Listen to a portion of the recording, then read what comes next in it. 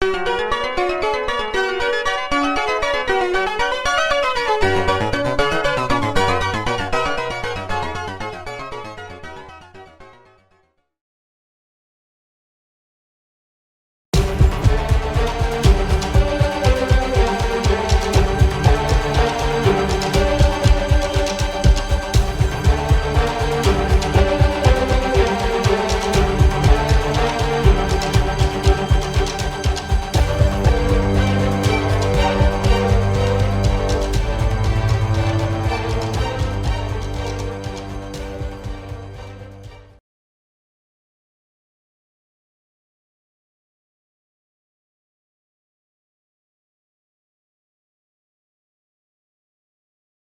are you doing? I'm doing, I'm how's doing your good. How about you?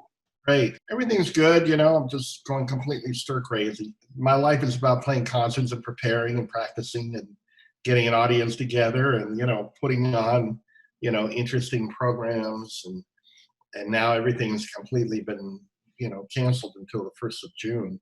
I was supposed to go to Argentina. I was supposed to go to Spain, had a lot of concerts canceled. So that's the way it is. What are you going to do?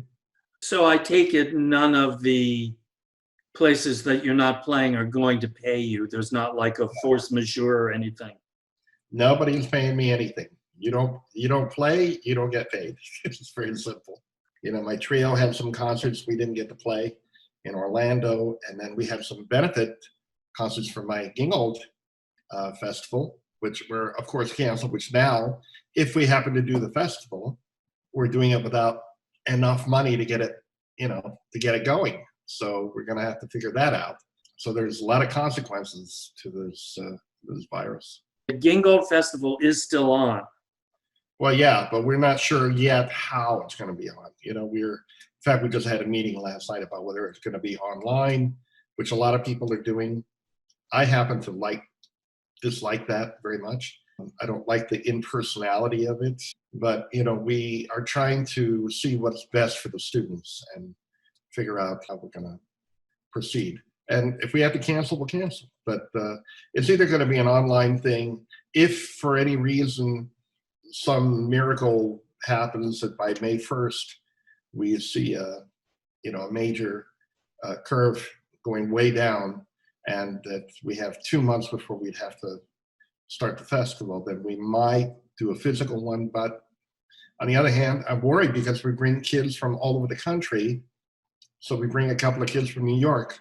Who knows, whether they're going to be okay or not, and they'll come in and cause that could be an epidemic right there, because we've got about 15 faculty members and about 50 or 60 kids, plus staff and volunteers and audiences. So you're talking about maybe 1,000 people altogether, within that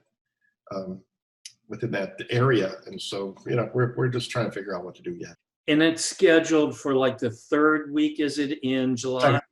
Second week of July. Second week. Yeah, July 5th through 26th. So we'll see. First thing is we want everybody to be safe. Obviously, that is the number one thing. If we all feel that way, then we'll continue. But if there's even a slight possibility that it won't be, then we won't go. Will you be responsible for paying for facilities even though this is collapsed? No. Or might collapse? Yeah. No. We haven't signed a contract with them yet, because we always sign when we know how many people are coming, for sure. And so at this point we don't know. We opened the deadline was extended. It's still open because we don't know who wants to participate, because a lot of other things got canceled. They may want to come and do our thing because it's a lot shorter. It's only 3 weeks. Like Aspen is doing an abbreviated season, and Verbier canceled, Brevard canceled, some at Castleman, Canizal Hall, they canceled. So there are a lot of kids looking for something to do. So, we may get, a whole bunch of other kids. So we just got to figure out, how to service them if indeed they come knocking on our door. I mean, who are you collaborating with when you talk about having discussions about what you're going to do? We have a team, we have a team of 5 people. We have our co-executive directors, Giselle Elgaresta Rios and Robert Smith. He used to be the dean at Manhattan School, or an assistant dean at Manhattan School. And he also helped run the Chopin Foundation competition. And Robert is very knowledgeable, and Giselle's also been an executive. She used to be the executive director of the Miami Music Festival. So they have a lot of experience in this area. Then I'm the music and artistic director, and then I have the manager of the festival is Gary Levinson, and then I've got two other guys that are my confidants. It's Michael Plotz and Yuri Becker. So we have a team of 5 people, 6 people that we talk amongst ourselves about everything. But exactly how are you spending your time? I'm only laughing because already the question is so fun. Are you practicing? I am. I'm practicing. I'm studying. I'm learning a few new pieces. I when this thing hit 3 weeks ago, everybody knows me as being very ambitious to do things that have never been done before. And so one of the things I kept thinking about was, what am I going to do to feel very challenged and to really try to do something that would be unique? And I came up with an idea. I'm still working on it, but the idea is to record the entire Fritz Kreisler arrangements and original compositions. There's 120 of them. And so at this point, I know 20 that I've played. And so it's going to be a big job to learn 100 new pieces. And so I've given myself like a 3-year timeline to record parts of it each year and, learn three or 4 pieces a month. And so it's a very, very big project. I didn't realize how big a project it was until I started researching it. It's very interesting because I've got, various different volumes of the complete Kreisler works. And then I have somebody sent me on the internet, the complete Kreisler. And yet, when I look at both of those, I know of other pieces that are not included in those. So the complete Kreisler, I think, is far bigger than what everybody thinks or even knows about. So I've got some research to do. You're planning to record them? Yeah, that's the idea. Learn them, record them. Are you going to record them at the end of the learning or in the process of? Well, I think that since it's 100 pieces to learn, I think what I'm going to try to do is learn 30 or 40 a year. Not all of them are that long. Some of them are 3 minutes, some of them are 5 minutes. So I'm going to try to learn, 3 or 4 a month. And then at the end of the year, once I got a few miles on them, I'll start recording the ones that I've been playing the longest. And then the following year, I'll learn, 30 or 40 more and record those ones that have a few miles on them as well. So it's going to be kind of rolling them over a little bit. The first recording probably will be the 20 that I already know, plus probably half the ones that I'm going to learn, so that I give myself time to learn the last 20 of the year, roll it over into the following year, get more miles on them, and then record them. So I have kind of a plan. Are you watching a lot of television? I wouldn't say a lot, maybe a little bit, a lot more than I've ever watched, that's for sure. I mean, I used to watch CNN for 5 minutes in the morning and maybe 10 minutes at night, and that was it. When there were sports on, I used to catch part of a basketball game or something. But now my kids are around a lot, and my daughter has introduced me to a bunch of TV series, and one in particular that she loves called Criminal Minds, which is an unbelievable series. Wow, it's intense. And I've been watching that a little bit, but I saw a little bit of The Tiger King. And after 2 episodes, I had enough of that one. And so I'm not into TV all that much. I find it just a little bit it's too reticent for me. I got to keep moving, and I got to keep having my mind be active. I don't like to be too slouchy. Are you listening to music? I'm listening to a lot of music.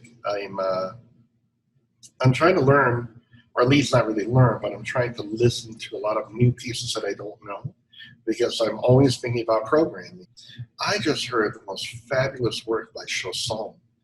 I love chansons music, and I'm putting together an opening concert for our CME Philharmonic season.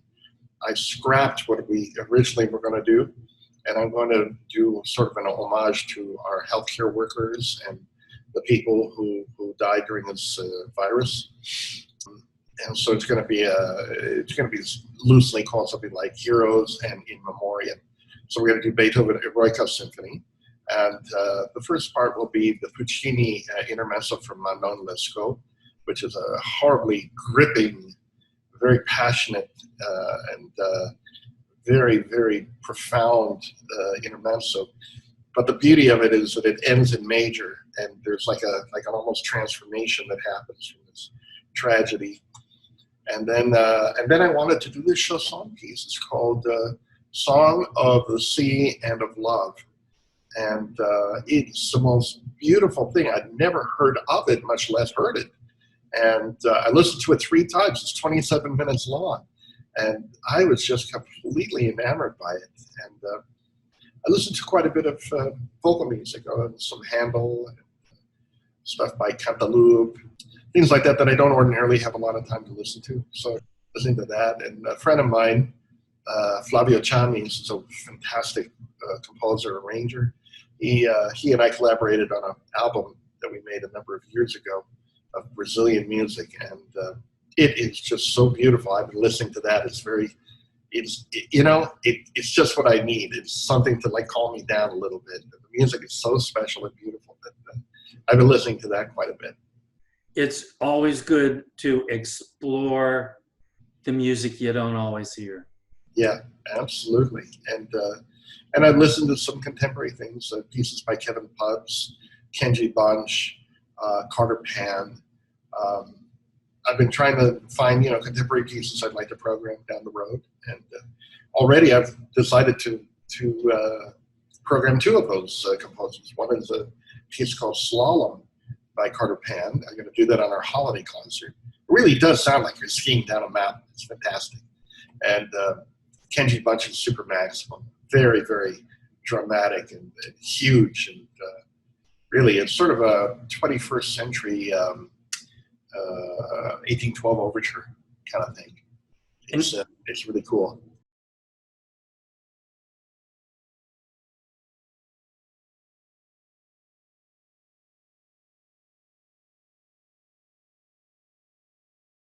Most of the faculty that I've been trying to reach have not responded.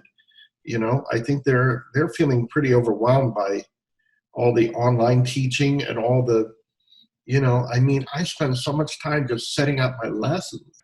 You send out an invitation for every student for every hour, and it's time consuming. And what kind of classes are they?